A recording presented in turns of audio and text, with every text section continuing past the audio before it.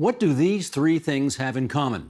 Singing happy birthday, going to confession, and former Red Sox slugger David Ortiz spitting on his hands before each at-bat. They are all rituals, of varying sort, to be sure. But according to anthropologist and cognitive scientist Dimitris Xyliaratas, they are part and parcel of a fundamental and universal human experience. He explains in his new book, Ritual, how seemingly senseless acts make life worth living. Dimitris Xyliaratas runs the Experimental Anthropology Lab at the University of Connecticut, and he joins us now from Newington in the Constitution State. And Dimitris, as I welcome you to the program, I need to establish right off the top, you have the hardest last name to pronounce of anybody I've ever interviewed in my life, and I'm going to ask you to say it now, at the start, because this is what it's supposed to sound like as opposed to what I just said. Go ahead. You did very well, Steve. It's Dimitris Xyliaratas. Xyliaratas. Okay. That having been said, let's now do an excerpt from the book and we'll get started here. Thank you. My findings, you write, as well as convergent discoveries from a variety of scientific disciplines, reveal that ritual is rooted deep in our evolutionary history. In fact, it is as ancient as our species itself, and for good reason. Although ritual actions have no direct influence on the physical world, they can transform our inner world and play a decisive role in shaping our social world. Okay, let's get a bit of history on the record as we start here. How rooted in ritual is our evolutionary history? It's very much. So it's rooted all the way, I would say. And that means that if we look at our nearest relatives, living ones like the chimps, recent research shows that they perform things that in humans we would clearly describe as rituals. For example, they will visit specific trees and they will drum on them and they will pile rocks in front of them or inside their some hollow trees. Then if we look at our nearest extinct relatives, like Homo naledi or Homo heidelbergensis or the Neanderthals, we have evidence that at least 500,000 years ago, these people performed burials. Now, archaeologists want to be very careful when describing those as rituals because we don't exactly know what was in these people's minds. But as soon as we get to our own species, Homo sapiens, the evidence is indisputable. In fact, it's one of those defining characteristics that archaeologists would use to decide whether a particular species is or is not, in fact, fully human. The capacity to enact rituals like burying their dead. And how long have anthropologists been studying ritual? Since there has been anthropology. In fact, the earliest anthropologists were fascinated by ritual. Those were, in fact, what we call today pejoratively armchair anthropologists. That means that they didn't actually travel and meet the people they studied. They just read reports from people like missionaries and colonial administrators. So at first they were captured by all of the differences because ritual, like other aspects of our species, like language, for example, varies a lot. But then as anthropologists started going to the field and meeting the people they were studying and spending time with them, they came back with a realization that essentially we're all the same. We're fundamentally driven by the same desires and needs and expressions. And ritual is one of those universal human expressions. Now, you point out in your book that ritual never became a particularly popular subject of study by psychologists. How come? Well, this is because academic disciplines are fragmented, and they're essentially fragmented on the basis of the methods that we learn to use. So it just so happens that psychologists mostly work in the lab because the studies that they do, they require having a lot of control. And perhaps this was one of the reasons why ritual never became a very popular subject. I know psychologists who are old enough to tell me that just a few decades ago, their advisors would tell them that if they were to study things like religion and ritual, and those things are complex and they're messy, and they have to be studied in real life contexts, that to them, that would be professional suicide in their circles. I do think that this is changing, though, and it's changing especially because psychologists and anthropologists are now beginning to work together and to use both these scientific methods that anthropologists are used to employing in the laboratory setting and a deeper knowledge of the cultural context that anthropologists are very good at getting at. Well, if it was career suicide, what made you decide to get very deeply immersed into it? Well, I studied ritual from the lens of an anthropologist, and then moved towards the cognitive sciences. So perhaps that's why I was able to do it. But my incentive for doing it goes probably all the way back to my childhood. I grew up in Greece, and I grew up at a time just before the internet was widely available, and we didn't have any cable television at the time. So my greatest source of both in entertainment and amazement was when I would travel to the downtown in the city where I grew up and get the monthly issue of National Geographic. And I would also watch people like David Attenborough and Jane Goodall on television, how they explored the natural world, very often human cultures as well. And I was fascinated by all of those things that to me, they seemed very exotic. They seemed like relics of the past. It never crossed my mind that some of those very colorful rituals that I would see, some of them very painful even, would happen in my own country. Until sometime in my teens, I discovered that there were rituals happening in my own backyard, in my home country, that involved things like walking on fire or engaging in bloody, painful pilgrimages. And it really struck me that those things are not relics of the past. The rituals are found in every human society. How would you define the difference between a ritual and just a simple habit? That's a great question, because it's true that habits and rituals share a lot of similarities. They're both things that are performed repetitively, and they have a very rigid structure. They have to be performed in the same way. But there are some key differences. And in some respects, we can say that these things are the opposite of each other. So one such difference is that habits typically have a specific function. So I get into the habit of brushing my teeth every day because that serves a particular function. It helps clean my teeth. Now, if I were to wave my toothbrush in the air every morning with the belief that it cleanses my teeth, or even with no belief at all, now that would be a ritual. So ritual has causal opacity. It's not clear what these actions do in a ritual.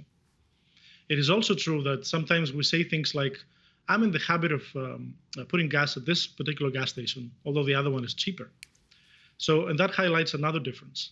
The fact that rituals, they make actions special. So putting gas is not something special. And we wouldn't care much if we changed our gas station, presumably.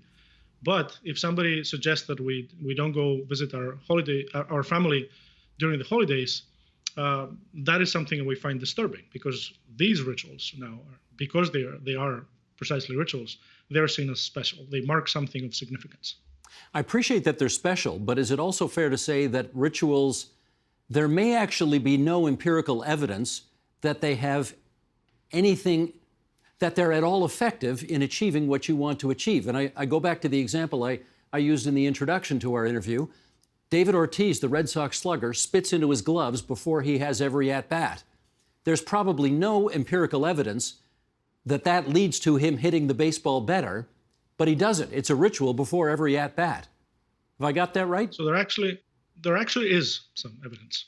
So it is true that for the most part, rituals do not, even when they're performed for a specific reason, they're not actually able to achieve that goal. So for example, if I perform a rain ritual, I have no way of affecting the weather through my movements. But to say that rituals have no direct impact on the world is not to say that they have no impact at all. There have, in fact, been studies with athletes that show that when they perform rituals before doing things like batting in baseball or shooting free throws, they're able to perform better. Of course, this does not happen through any kind of magical causation. What those studies have found is that the mediating factor there is a boost in confidence. And the reason that you get a boost in confidence is that ritual has structural properties that allow it to help us reduce anxiety. Our brain constantly seeks order. It seeks to make predictions about the world. We're eager to know what's going to happen. When we don't know what's coming, we get very stressed. And because of the fact that ritual is so predictable, if ritual is anything, it is structure and pattern. That gives our mind the illusion that we have increased control. But at the end of the day, it doesn't matter whether this is an illusion. All that matters is that it works. And in fact, those studies show that people do perform better after doing those rituals. And if you stop athletes from doing the rituals that they're used to, they will become worse. So it's really a question more of meaning than of actual physical connection between ritual and outcome. Is that fair to say? That is true. Yes, the effects of ritual are psychological. Gotcha. Okay. And yet, having said all that and put all that on the record, you do describe in the book something called the ritual paradox. What is that? The paradox is that if you look at all human societies across the world, whether past or present, all of them have rituals. And people find those rituals deeply meaningful. In fact, they go to great lengths to perform those rituals. People walk on fire. People spend thousands of hours practicing meditative techniques. People pierce their body, and so on and so forth, in the context of those rituals. And when you ask them, and I've asked people thousands of times, thousands of people this question, they will say things like, these are the most meaningful acts of my life. This is the most important moment of the year for me. And then when you ask them, why is it so important? The most typical reaction is that they'll just look at you baffled. and they're surprised you're even asking the question. They will say something like, I don't know, this is just what we do. And this shows you a couple of things. This can be interpreted as, this is what we do as members of this tribe, members of this village, members of this fraternity, perhaps. But essentially, they're also saying this is what we do as humans, because that's what we do as humans. Yeah, I've got to drill a little deeper down on that, because I spend a lot of time watching sports, which is my huge character flaw. And when you talk to athletes, they put the same skate on, right? It's always the right skate, then the left skate. They put the socks on the same way. They want to hear the same song before every game, whatever. They've all got these rituals. And you're quite right about when you ask them why they do this, they kind of know it has no direct impact on the outcome other than it makes them feel something special. Were you ever able to find somebody who actually gave you a good answer to that question about why the ritual matters to them so much beyond, well, I don't know, I just do it? I think at the end of the day, this is just as good as answer as any other. When people say we do this ritual because of who we are, because that's what people do around here, that gives you a sense of how important community membership is to these people. So because people around us do this, then we will do this as well. And if people say that they perform this ritual just because they have the urge to do it or because it makes them feel better, it's important to take this claim seriously. And in my own research, that's what I've done. And when I say take seriously, I don't mean take it at face value. I don't mean that this is the end of the conversation. I think this is the beginning of the conversation. And what I've done is take those claims and see how they pan out experimentally. So when people say ritual makes them feel better, can we measure this? I've done experiments with my colleagues that show that when people perform rituals in their everyday life, we can see measurable effects. We can see that their cortisol levels drop, that their heart rate variability increases, that their electrodermal activity drops. And all of those things suggest that they're better able to cope with anxiety. At the collective level, we have done research that shows that when people engage in collective rituals, even painful ones, they become more generous towards other community members. So those rituals help boost social cohesion. So these effects, even if they're not the same direct causal effects that perhaps are officially the stated reason behind doing these rituals, they are real effects and they can actually be measured and quantified. Oh, there's no question about that, and you've done that in the book, but I wonder if during your travels, and you've been on this for 20 years now, whether you've found anybody who admits to a bit of embarrassment that, yes, I do these things. I can't really explain why I do these things. I just do them. They seem to have a positive impact. I'm a little embarrassed about it, but it works, so I keep doing it. Have you run into that? Oh, yes, plenty of times. So very often when I ask people why they do this ritual, sometimes they turn to me and they say, oh, I should really have an answer for this. You're right. We do these things unreflectively. They're very important for us, but we don't stop to think why we do them. And I think that's a very human thing. The way I often like to put it is that as a species, we might not always be as smart as we'd like to think we are, but we're smart enough to be able to outsmart ourselves. And what I mean by this is that we can use rituals as certain ways to make our lives better, even if we don't understand what exactly we're doing. Can you share with us which ritual you thought was the most inexplicable, the quirkiest, the hardest to explain, that kind of thing? Well, of the rituals that I've witnessed, I think one of the most spectacular ones and the most astonishing ones is the Thaipusam Kavadi. This is one of the most widely performed um, painful rituals in the world because it's performed in southern India, but also wherever you have members of the Tamil diaspora, which is many places around the world.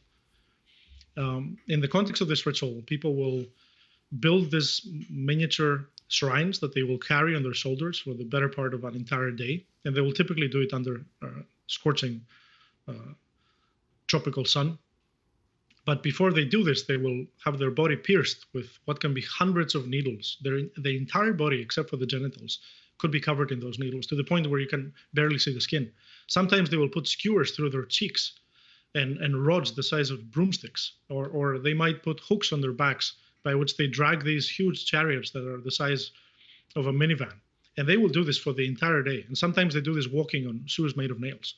So this is an extraordinary ritual. Just looking at it feels painful. And yet we have done studies that show that people who engage in that ritual, they actually derive benefits. They see an increase in their well-being and their quality of life after performing this ritual.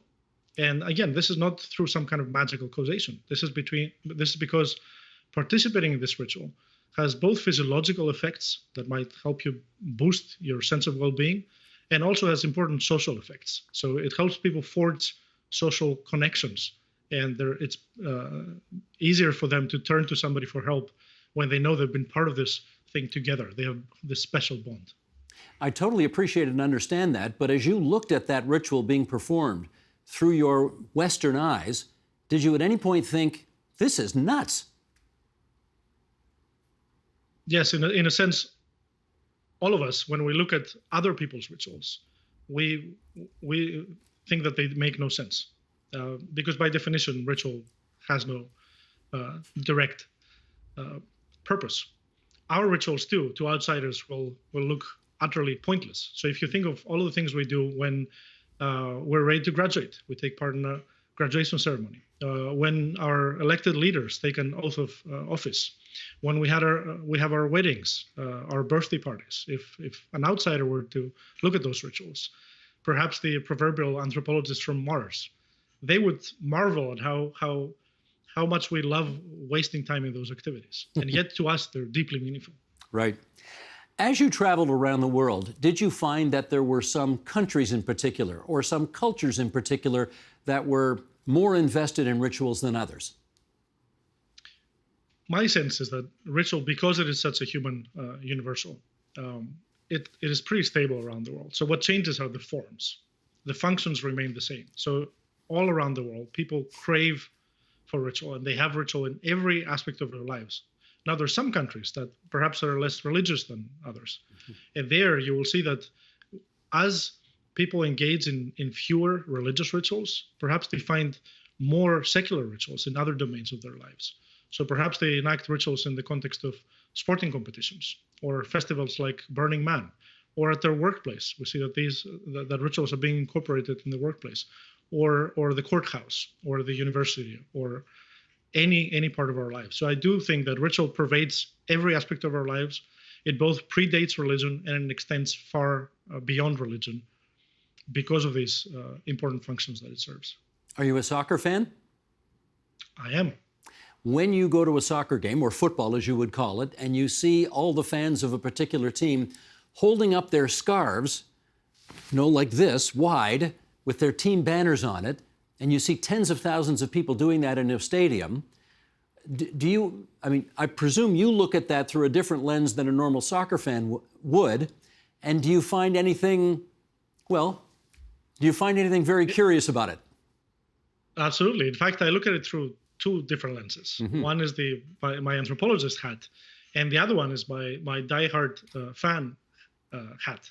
And in fact, all the time that I lived in Greece, until I was in my early 20s, I was a member of a fan club, and I would go to the stadium every single week, and I would take part in those collective rituals. So when I go back to Greece, I still go back to that stadium, and when I chant together with 30,000 people, I get goosebumps at the back of my neck. Now, of course, I've been in bigger stadiums. I don't get the same goosebumps, because that's what my team. So there's an important element here, and we have found that we have been able to measure this element in things like that range from fireworking ceremonies to basketball games in the United States. We see that when people get together to watch their team, their heart rates are synchronized, which means that their emotional reactions are aligned.